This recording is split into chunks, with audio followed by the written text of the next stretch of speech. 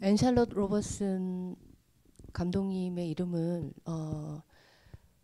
처음 들어보시는 분들도 많을 것 같아요. 예. 앤샬럿 로버슨 영화를 저희가 디어시네마 두 번째 디어시네마 안에서 이제 상영하기 시작했는데요.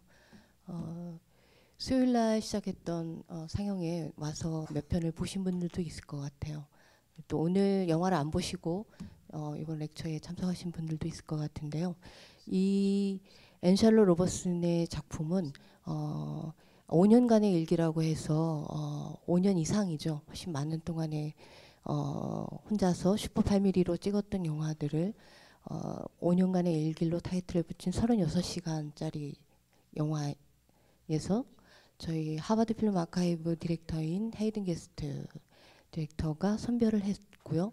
그리고 그 외에 초창기 학교 때 만든 습작 작품 단편들을 포함해서 저희가 8개 파트로 나눠서 상영을 하고 있는데요.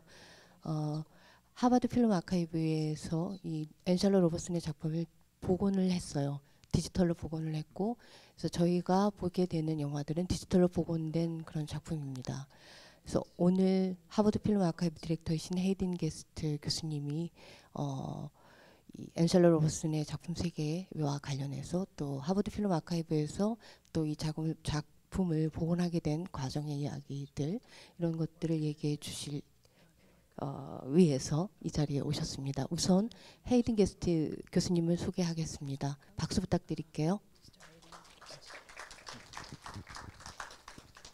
I want to begin by thanking you all for being here, but I also want to thank Kim Eun-hee and Kim Sun-jae, as well as Lee Hyun-jung. But I want to thank them both for the invitation to curate and present this very special and expanded program of films by Anne Charlotte Robertson here at the Museum of Modern and Contemporary Art. Before her death from lung cancer in 2012, Anne Charlotte Robertson bequeathed her films and papers to the Harvard Film Archive.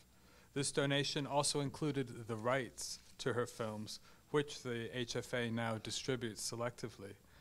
During her lifetime, Robertson entirely self-distributed her films, so this is really the first time they are institutionally supported and more widely available. Since 2012, we at the Harvard Film Archive have been working steadily to digitize and preserve her work, with the goal of bringing new recognition to her films and legacy.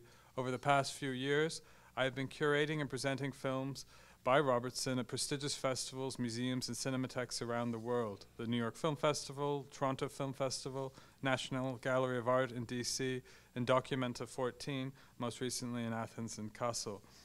I'm thrilled to present this first major showcase in Korea and in Asia of Robertson's work.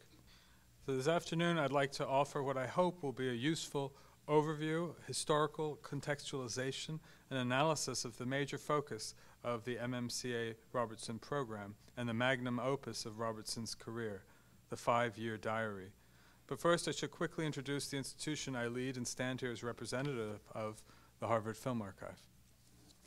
So the Harvard Film Archive was founded in 1976 by an unusual trio: ethnographic filmmaker Robert Gardner, philosopher Stanley Cavell, and film theorist and curator Vlada Petric.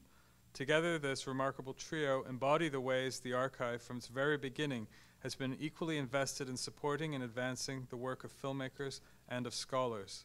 Since its founding, the HFA has become one of the most significant university-based motion picture collections in the world. It is a research, study, and teaching collection that includes 35mm and 16mm materials for now over 30,000 films. And this is a collection that's actively used not only by scholars who come to visit Harvard from around the world, but by film classes which are held in this same theater throughout the school year. Harvard is, in fact, one of the few universities today where students are able to study film as film by watching and studying 35mm and 16mm original release prints. And so we're able to screen for classes original Technicolor and Kodachrome, for example. We're able to screen and present silent films at the correct speed and with musical accompaniment. Among the strongest of the archive's collections are those of experimental and avant-garde cinema. And I mean that in the broadest and richest sense of those terms. Thus, the collection includes great holdings of Soviet avant-garde cinema, European art cinema, independent animation, as well as a wide-ranging collection of works from the canon of classical and contemporary avant-garde cinema. And the archive is housed in the Carpenter Center for the Visual Arts, which is an unusual building that was quite controversial at the time of its construction in 1963, and one that still stands out today on a campus where the majority of the buildings date from the early 20th century back to the 17th century.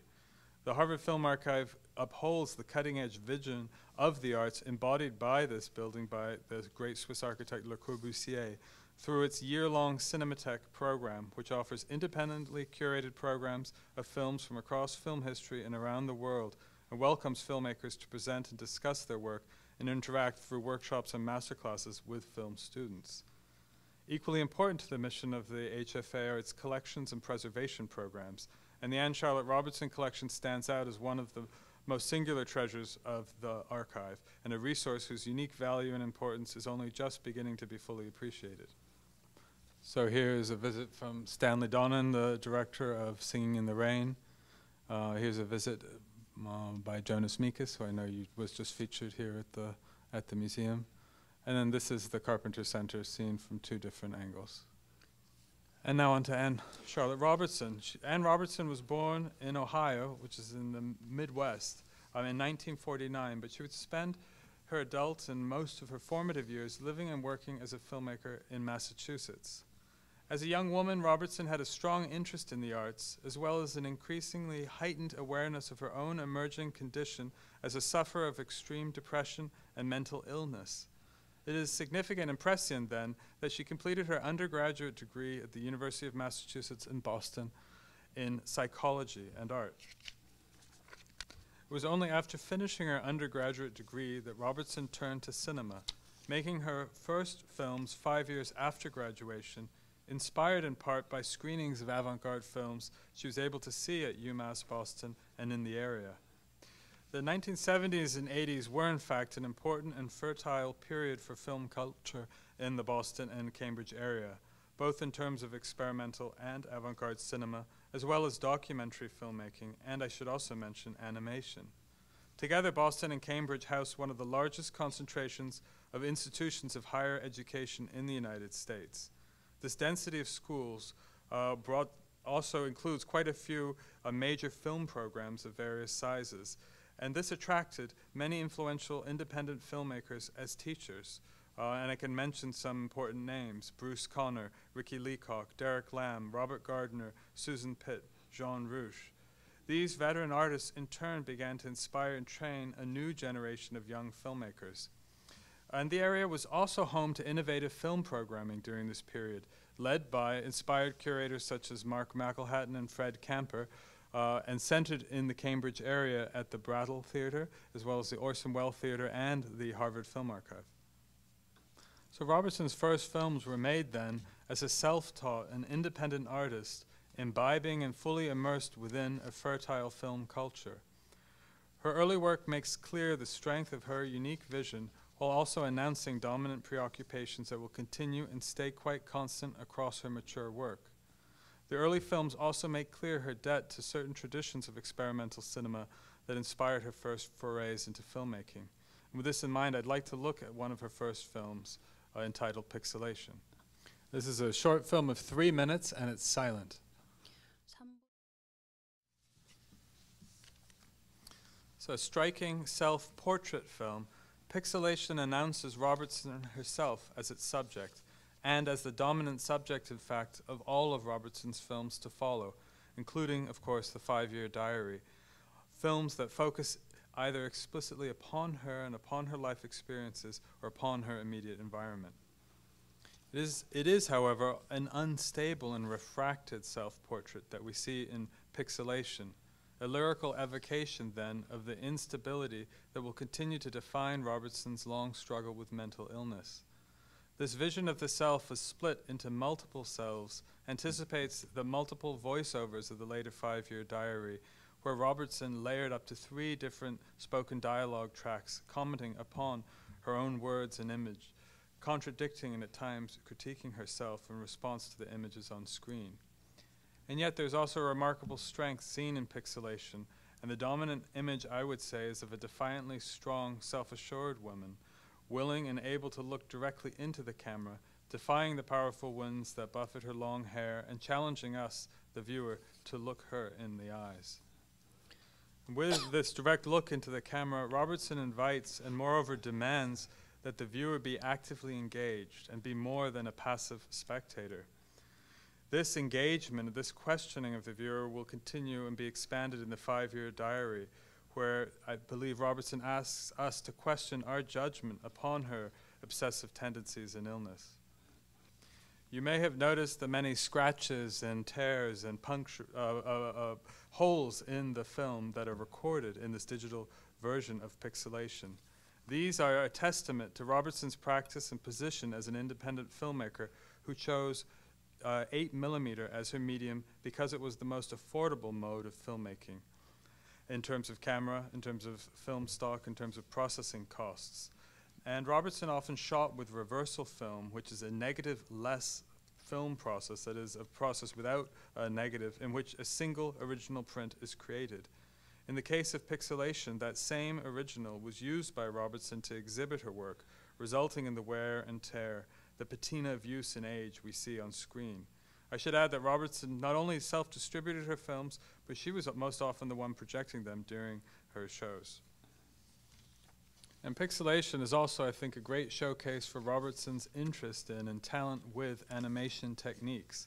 The stop-motion technique used so effectively here is quite simple, but one used with profound results, here and throughout her work, and throughout 5-year diary in particular, where Robertson manipulates time and space as plastic and expressive forms in order to capture the obsessive rituals and patterns that structure her life: the meals, the endless cigarettes, the consumption of alcohol, the writing of grants, the planting of her garden, the decay of organic forms and life, plants, vegetables, flowers. Now, stop motion also needs to be recognized as an economic means of shooting and conserving film stock, of maximizing her limited film stock in order to capture the greatest span of time possible. This will become an increased concern with her 5-year diary.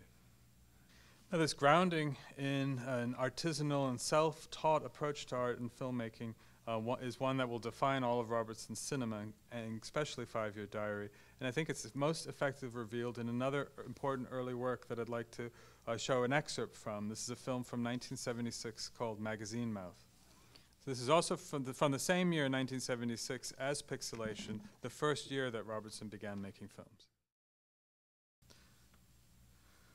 So while Magazine Mouth makes clearly apparent Robertson's interest and talent in handicraft and in collage in particular, the film is also, however, very much a diaristic work, a diary film, a kind of playful self-portraiture that offers an intense but ultimately humorous engagement with Robertson's own struggle with an eating disorder called in English binge eating, a kind of obsessive and unhealthy eating of large quantities of food in a short amount of time. Yet Robertson also transforms her struggle with her rampant appetite into a kind of political statement, and as the film continues, she's mocking the bombast and excess of the patriotic celebrations taking place at that time of 1976, which is the bicentennial of the United States' independence. In this way, she shows not only many different kinds of food passing into her open mouth, but also tanks and planes and work of art and all of the glossy and slick images of the magazines that were still very much an important vehicle for consumer culture in the late 70s. Robertson, as an American citizen, is also then, her film argues quite persuasively and humorously, a binge eater of consumer capitalism, of capitalist propaganda about the so-called American dream of prosperity as a means to happiness and well-being. I think Magazine Mouth is also an important precursor to 5-year diary, and revealed in Anne Robertson's later claim that making Magazine Mouth allowed her to gain control over her binge eating for a period of time after the film was released. The film is then an important early exploration of the therapeutic effects of filmmaking that Robertson would more fully discover and embrace in 5-year diary. Now, during this early phase of her filmmaking career, while she was directing these early shorts, Robertson began to audit classes at the Massachusetts College of Art and Design, and eventually decided to apply and enroll in graduate school at MassArt in 1981. MassArt is quite an exception in the US as the country's only freestanding arts college. It is therefore one of the very few schools that makes an art education truly accessible and affordable to students for whom a career in the arts would otherwise be impossible. Robertson, who came from a decidedly working-class background, was the first in her family to choose an artistic vocation, and it is safe to say that MassArt was among the few schools in the country willing and able to support a graduate student of her background and relatively scant experience. Now, the Massachusetts College of Art and Design has all too rarely been recognized as an important center for innovative and avant-garde cinema. Among the filmmakers who have taught, studied, or served as visiting faculty at MassArt are Phil Solomon, Luther Price, Erica Beckman, Carolee Schneiman, Marjorie Keller, Saul Levine, Mark Lepore, and of course Sun Miyu, who's tomorrow's guest, and which will be speaking about Anne Robertson in the afternoon. Saul Levine and Erica Beckman, both relatively new members of the MassArt faculty, were the first to encourage Robertson as a developing artist.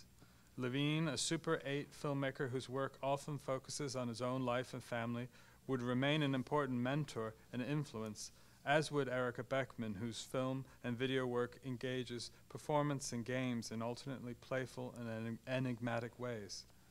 The 5-year diary was begun in November 1981 during Robertson's first semester of graduate school. Before enrolling in graduate school, Robertson had begun to suffer from increasingly frequent nervous breakdowns and seems to have intuited right from the beginning that her mental condition would be a central subject of her work. And this image here shows, this is from the papers of Anne Robertson that are also at the Harvard Film Archive, and this shows a handmade poster advertising the first screening of the 5-year diary, then in its longest form in 1987, for a screening as Anne Robertson's thesis film. I'll just draw your attention to the fact that the screening lasts from 1 p.m. until midnight, so quite an ambitious screening schedule. Now, Robertson actually had a lifelong attachment and interest to diaristic forms of expression, and among her papers are early and quite extensive diaries kept when she was still a child, including a series of lengthy journals from when she was 11 years old, and that's where this really quite remarkable document called Is This My Life comes from. Now, throughout her life, Robertson would keep extensive written and recorded diaries, writing down or dictating into a cassette recorder her thoughts and experiences, her dreams, her hopes, obsessions, and her darkest fears.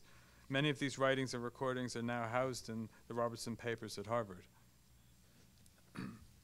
Now, Robertson's first intention for the 5-year diary was that it would be a kind of extended performance piece meant to chronicle and possibly control her ever-fluctuating weight.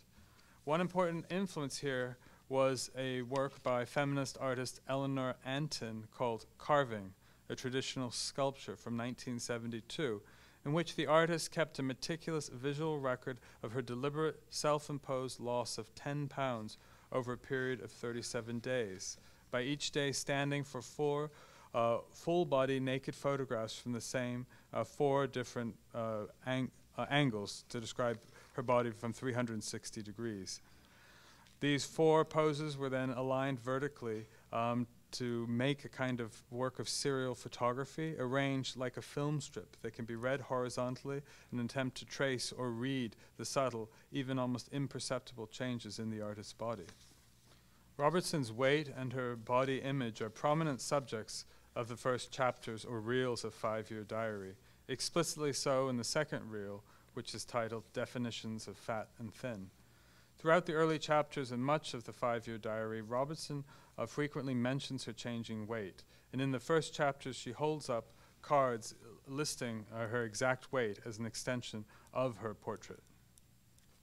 Robertson's obsessive engagement with her own body and body image often gave way to extended footage of her naked, imagery which she would later edit out of the work.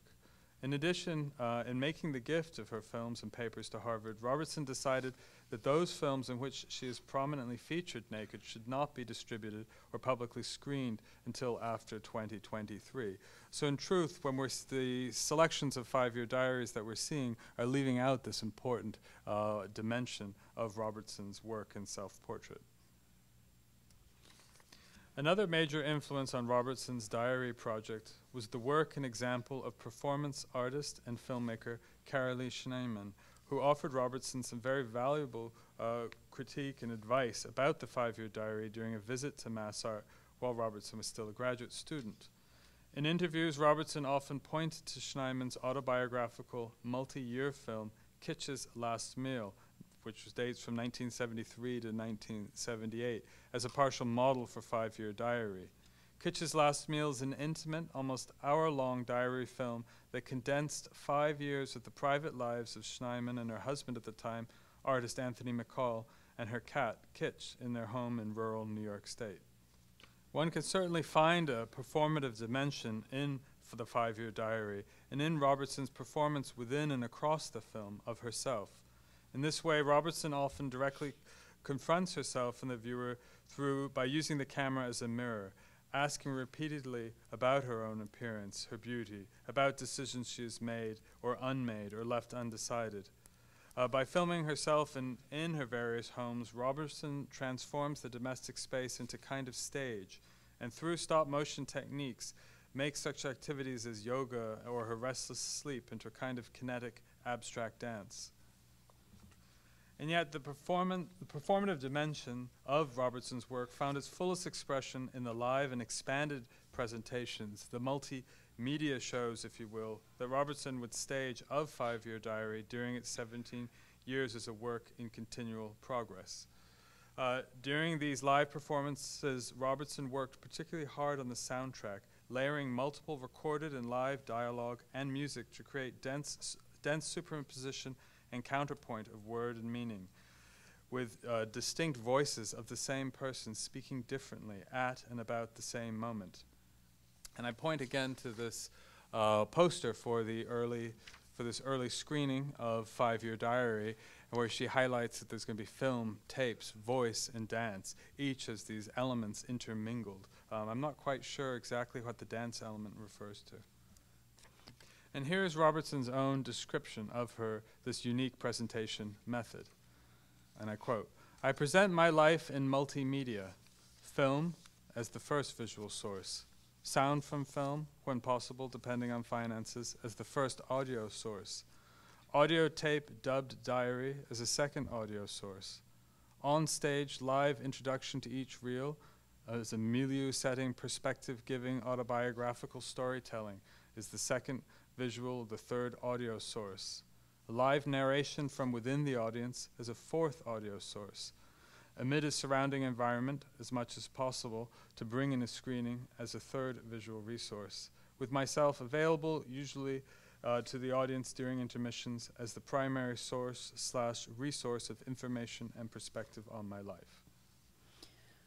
But in order to understand this, I mean, from this description, we can, I think, quickly realize the sort of complexity, intensity of these screenings. But let's take a look at the first few minutes of one of the best-known 5-Year Diary reels, number 22, which dates from 1982, and I think we'll better understand exactly how these live screenings worked. So as Robertson described earlier, during these live performances, she would alternately and sometimes simultaneously add supplemental soundtracks to the projected films. Additional voices spoken by herself live, commenting on the screen, directly adding in the spirit of the imagery seen on screen. This dialogue was most often scripted, but also left ample room for spontaneity and improvisation. And in the HFA papers, we have many of these scripts. And of this extra layer, or these extra layers of dialogue, Robertson once commented, "It's like you're looking at a photo album with someone who's explaining certain pictures you know he or she won't understand." In addition to her live spoken word performance, Robertson would also act as a kind of DJ, playing music on cassettes different cassettes on the boombox radio. And here in this excerpt we just saw, we could see the music is switching sometimes in the middle of songs. And in the early 2000s, in an effort to integrate these different elements into standard versions of the 5-Year Diary, Robertson made a series of excellent quality studio recordings in order to create definitive artist-approved versions of the spoken word and music performed dialogue tracks. And in preserving these films, we use these recordings in the new digitized versions that have been included here in the MMCA retrospective. And you can hear the different sound quality of the two, the left and right side, and the right side being the studio recording, and then the left side being the sound on film, recorded on film. And a number of the 5-Year Diary reels do not actually feature dialogue, and this is most often because of technical problems with Robertson's camera. For a period of years, she had a camera that was constantly had problems with its recording with a microphone, and she was not able to replace it. In these cases, Robertson would use an alternate soundtrack, and such as in the case of Reel 16, soon to be unemployed, for which Robertson looped a soundtrack of sounds generated by her typing on an early word processing machine. Now, Robertson preferred the 5-Year Diary, or her ideal method of screening the films were as marathon screenings, but she was only able to realize this 3 times during her life. I mentioned the Mass Art thesis screening, which was 11 hours long, and again a few years later in Boston, she staged an even longer screening of the work in its then complete form. But then at the Museum of the Moving Image in 1988, she was able to realize the longest version then yet. And as these screenings made clear, Robertson intended 5-Year Diary to be a completely immersive and moreover an almost overwhelming experience. In order to screen the work in its then entirety, Robertson would create a unique kind of highly personalized theater, using furniture and charged objects from her home, stuffed animals, posters, artwork, in order to create a kind of home movie theater, an ersatz domestic space in which these films that so often engage with domestic space and life could be experienced. A space that refracted a kind of mirroring of on and off screen of the recorded past and the present of viewing. In closing, and as a way of giving a sense of the 5-Year Diary as an integral work, I want to consider a few of the major and intertwined themes that repeat and expand dynamically and at times obsessively across the span of the 5-Year Diary.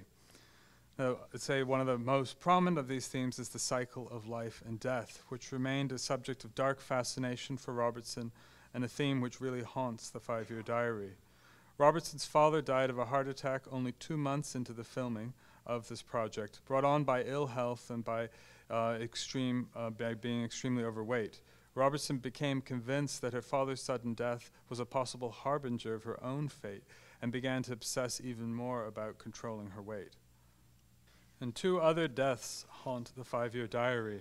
The death many years earlier of Anne Robertson's younger brother, Andrew, who died in 1967 at the age of 9, and Robertson returns to her brother's grave many times throughout the 5-Year Diary. And then years later, there was the sudden death of Robertson's 3-year-old niece, Emily, which triggered a deep and lasting emotional trauma in Robertson, one that she integrated into the final reels of the 5-Year Diary.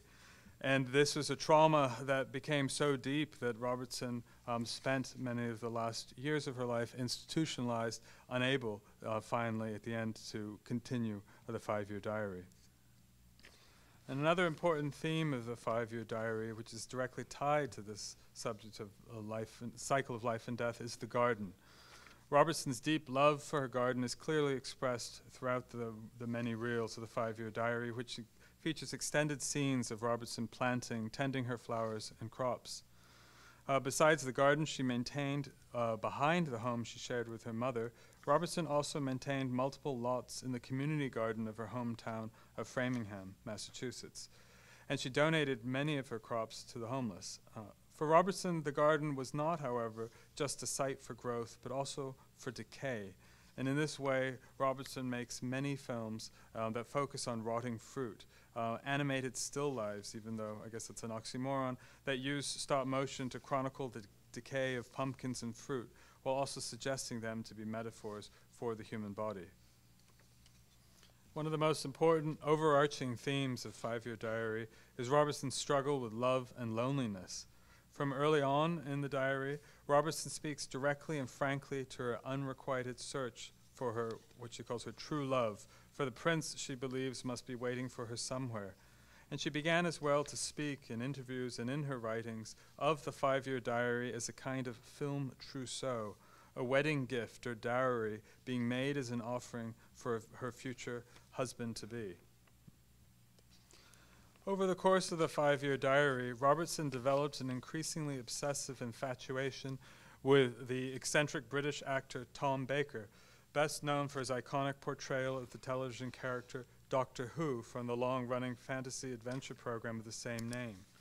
While Robertson, as a rule, used almost all of the footage that she shot in 5-Year Diary, at some point midway through the project, she began to selectively remove all the footage of herself naked, and she claims to have sent much of this footage to Tom Baker.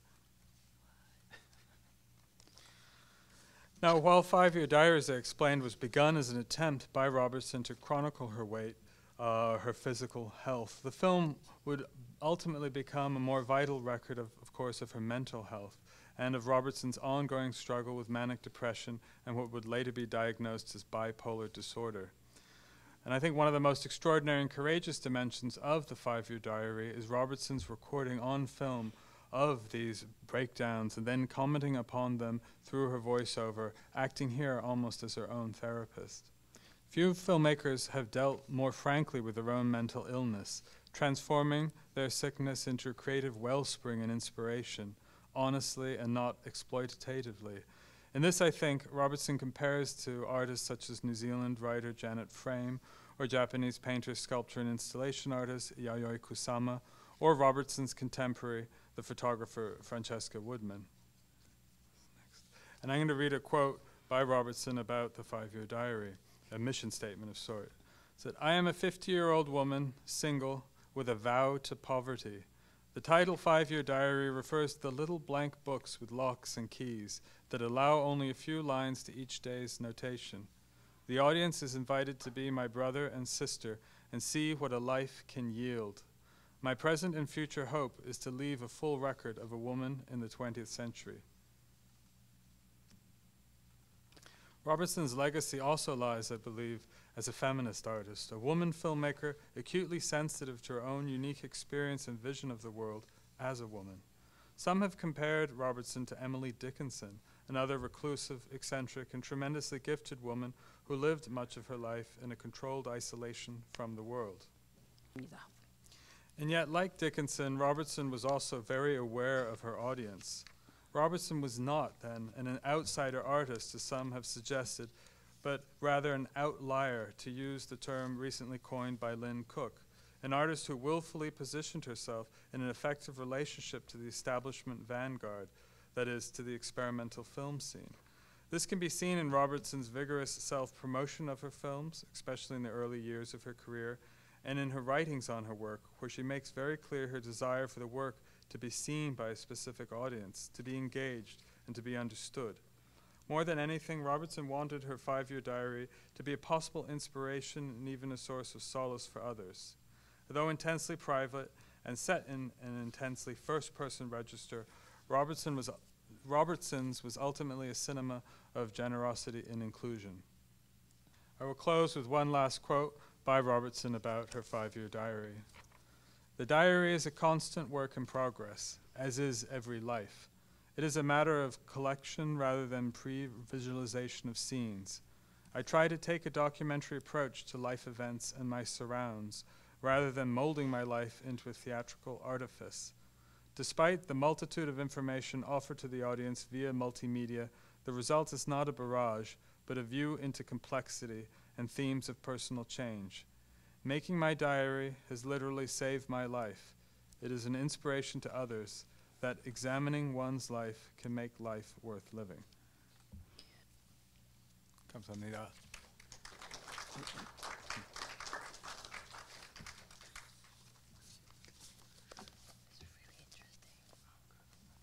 네, 앤샬로 로버슨 영화를 저도 그 전에 본 적이 없어서 처음 보게 됐는데 굉장히 놀라웠어요. 저희 어저께 상영한 영화 중에 그 대학원 첫 학기라는 작품이 있는데 이 작품을 보면은 그 교수님이 그 앤샬롯이 만드는 작품들을 보면서 이렇게 뭐 진심 어린 충고와 뭐 이런 걸 하는 계속 사운드트랙을 이렇게 듣게 되는 그런 작품인데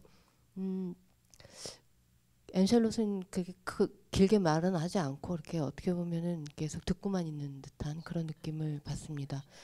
근데 그 앤샬롯이 찍은 그런 장면들의 연결에 그 어떤 논리적인 부분들을 교수가 얘기를 하는데 사실 앤샬롯 영화를 보신 분들이 몇 분 여기 계시겠지만은 논리적이라기보다는 굉장히 그 본능적으로 만든 작품이기 어떤 면에서는 본능에 가깝게 만들었고 마치 그 앤샬롯 존재 그 전체가 영화가 되는 듯한 그런 어떤 그 믿을 수 없는 마법과 같은 어떤 힘을 그런 발휘하는 작품인 것 같아서 어떤 점에서는 그런 교수의 그런 충고가 굉장히 그 인위적으로 들리기도 했었습니다. 일단 오늘 그 헤이든 교수님이 너무 그 자세하게 저희 앤샬 로버슨의 그 어떤 그 과정에 작업 과정에 몰랐던 굉장히 그런 부분들을 설명해 주셔서 정말 그 많은 것들을 알게 되었고요. 한 가지 제가 뭐 시간이 많이 지났기 때문에 질문을 하고 관객 여러분들이 질문할 시간을 잠깐 드리겠습니다. 앤샬 로버슨을 우선 살아계셨을 때 만난 적이 있으시나요?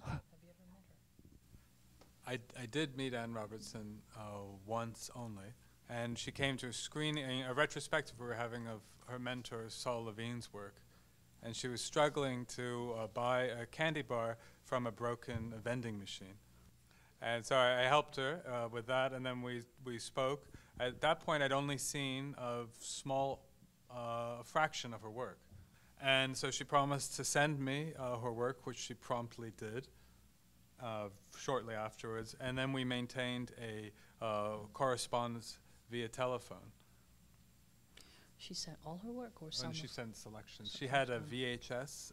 She made her own VHS copies of her work and made compilations of them. So we included short work and excerpts of the 5-year diary. Unfortunately, at this time, Robertson was going in and out of different institutions, and so the correspondence became increasingly difficult. But fortunately, her good friend and a real supporter of Robertson, Tony Treadway, helped with maintaining this communication and helped negotiating for the donation of Robertson's films to Harvard. I have to say, the communication was difficult also because after one time speaking with her on the phone, it triggered something in her, and she would just began to obsessively leave incredibly long voicemail messages, like filling my voicemail entirely. So it became actually very difficult. It's like having a stalker. Exactly, yeah. But she was very interested from the very beginning in finding a home for her work, and so I was really happy that we were able to. It was a long process because she was very worried about Tom Baker somehow being offended by some of the films she made about Doctor Who. So she asked for those films to be scholars and people can come and see them at the archive, but she doesn't want them shown publicly until 2023. But I must say, I feel like I've gotten to know Robertson the best by through the time I've spent looking at her papers and her writings. She was a very gifted writer, and she wrote a lot. And I find especially the many grant applications that she would write, where she would speak with extraordinary emotion and insight about her creative process. I found those to be quite revelatory. 그 좀 아쉬운 마음도 드는 게 그 아폴로자이즈 그러니까 미안합니다라는 작품에서도 보면 카메라를 빌렸는데 이제 늦게 돌려줘서 미안합니다 뭐부터 해서 그러니까 그 영화를 만들 돈도 사실 별로 없었고 그런데 살아 계셨을 때에는 어쨌든 본인이 찍고 싶은 그런 장면들을 찍을 그런 필름도 사실 충분치 않게끔 그런 그 궁핍한 그런 삶을 사셨었는데 그럼에도 불구하고 아까 말씀하신 것처럼 마라톤 상영을 길게 세 군데의 장소에서 하기도 했었습니다. 그래서 좀 그 살아계셨을 때 좀 더 어떤 제작할 수 있는 여건을 좀 더 편하게 여건을 가질 수 있는 그런 기회가 전혀 없었던 건지 좀 궁금합니다. I mean, she was working as hard as possible. Again, when I mentioned these grant applications, I'm really struck by how hard she was trying to actually receive funding and support for her work, and also for her to try and find new venues for her work to be seen. She was in correspondence with Jonas Mekas, who greatly admired her work and would encourage her to send the films to different venues as far as London or Paris. But one of the problems was she had very few copies of the work, and she was frightened about sending originals out. We even see, I think in Reel 23, she shows us all the film that she has in her refrigerator that's unprocessed because she can't afford to actually develop, to process the film. And so the financial struggles were real, but also, you know, her emotional or mental struggles were real too, and those can't be separated from, I think, her struggles as an artist and her difficulty in maintaining this long project. I mean, I think it's really extraordinary that she was able to make this film for so long, and at certain points to be filming almost daily. But she was, especially in the last 15 years of her life, increasingly on the edge, in and out of institutions, and so unable to focus entirely upon her work. So she did receive grants, I should also point out, by the Massachusetts Council of Art, which is a state-sponsored mechanism for artists, but this would be a very small amount. We're talking like, you know, $500, $1,000, but she would use that money very carefully. Her mother also did support her, not just by giving her, allowing her to live in her home, but she also did support her filmmaking. 네, 아무튼 영화를 보시면서 아까 그 헤이든 교수님하고도 잠깐 얘기했는데 많은 분들이 자기 얘기인 것처럼 감정이입이 된다고 했다고 하는데 정말로 아마 영화 보신 분들이 그렇게 느끼셨을 것 같아요. 뭐 그 늘어나는 몸무게에 대한 걱정, 뭐 잃어가는 젊음에 대한 그런 두려움, 또 사랑을 찾지 못하는 데서 오는 외로움이라든가 이런 누구나 갖고 있는 너무나 단순한 삶의 절망감이라든가 이런 것들이 있는 그대로 다 담겨 있는 그런 작품이라 뭐랄까 굉장히 몰입을 해서 볼 수 있었던 것 같습니다. 시간이 많지는 않지만 일단 질문을 좀 관객 여러분들 보신 분들도 있을 것 같은데 질문하실 분들 손 들어주세요. Hi, Pip. Hi. I was wondering about projecting originals. You said a little bit, but when she would show a marathon screening, I just wonder if she showed camera original or if she really had copies of all these films.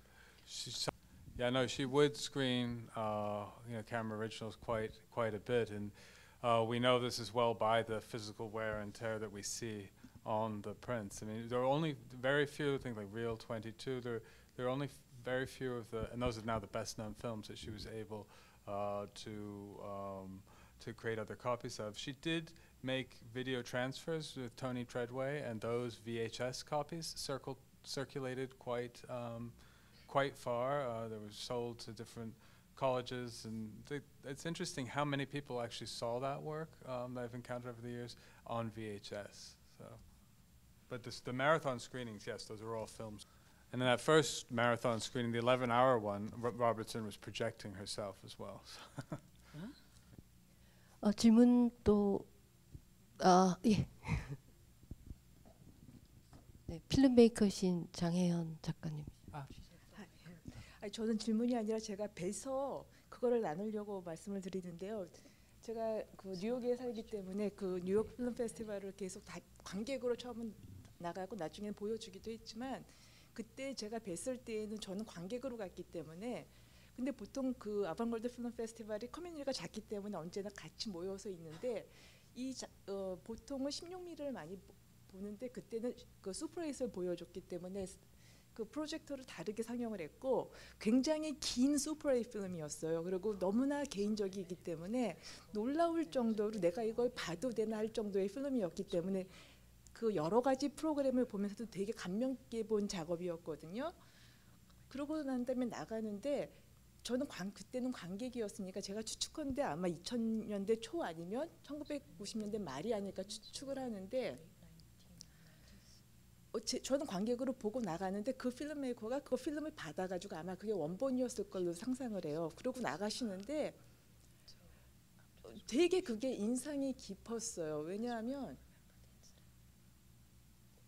그냥 너무나 그냥 급히 막 가시는 모습하고 다른 필름메이커를 거기서 봤을 때 그 모습이 너무 달랐기 때문에 너무나 사실 너무나 개인적인 거를 보여줬기 때문에 좀 민망해서 가시려고 그러는 건지 아니면은 그 다른 필름메이커하고의 관계가 없으신 건지 그러니까 그 봤을 때 필름뿐만이 아니라 그거 필름을 받아가지고 좀 허둥대면서의 나가시는 모습이 이분의 삶은 어떤 걸까를 굉장히 그러니까 상상하게 만드는 거였고 사실은 제가 그 프로그램을 매년 봤기 때문에 많은 필름을 그때는 감명 있게 보지만 시간이 지나면 잊어버리는데 이분의 그 모습은 아직까지도 굉장히 생생해요. 그리고 이제 오늘 올 때에도 사실은 제가 그 필름메이커는 기억을 못하고 오늘 이 포스터의 이름은 그러니까 기억도 못하고 이게 젊었을 때 모습이기 때문에 제가 봤던 필름은 아마 마지막이 아닌가 싶어요. 왜냐면 그때 막 약을 드시고 그 폭식에 대한 그게 있었기 때문에 지금 오늘 본 모습하고 많이 다르기 때문에 제가 긴가민가 했는데 말씀을 들으면 들을수록 그분이어서 제가 그거를 한번 관객분하고 나누려고 말씀드리는 거예요.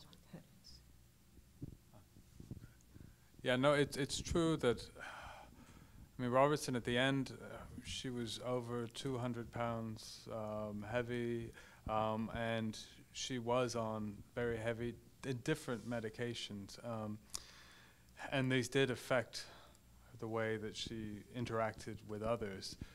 In the 5-year diary you see her speaking quite often about the medication courses that she's on, especially lithium, which would affect the way she felt it would affect her being in the world so profoundly that she tried to limit her use of that drug. But ultimately, you know, we live, especially in the US, in an increasingly medicated society, and she was unable in the end to not be medicated. And so that definitely, I think the last years of her life were particularly difficult because of that.